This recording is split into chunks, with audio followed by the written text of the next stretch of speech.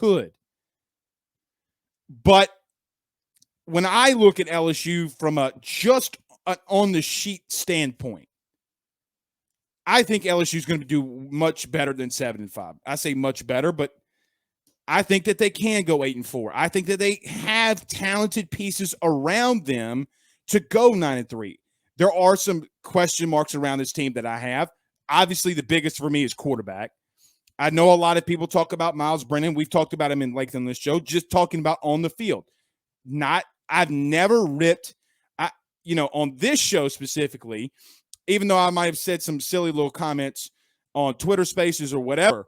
If we're talking just on the field, like legitimately on the field, you have a quarterback that in the last LSU's last 21 games, he has not been available for you. Garrett Nussmeier against Arkansas did not look that he was ready. Walker Howard, although extremely talented, and in my opinion, the most talented quarterback on this team, no matter what anybody says, right now he is the most talented, is coming off of some injury issues that he had in his senior year at high school. Guys, those are question marks. No one's saying that Garrett Nussmeier is not a gunslinger. No one's saying that Miles Brennan doesn't have a bazooka. No one's saying that Walker Howard isn't one of, if not the best quarterback in this recruiting class. But we have to be realistic of what we're watching and what we've seen. The offensive line, there's bodies, there's names on a sheet that we can go based off of. Miles Frazier being one of them. Tremont Shorts, the new guy, both of those guys from the transfer portal. Garrett Dellinger had a lot of playing time. Anthony Bradford had a lot of playing time. Regardless how those things and how those pieces look, you're going to have a completely new offensive line this season. So, yes, there are question marks around the offensive line. Brian Kelly addressed some of those needs by going and getting two really talented kids out of the transfer portal. Now, what do they look like in the interior?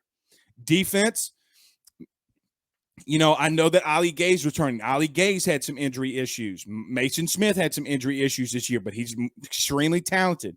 What do they look like with both new coordinators calling plays?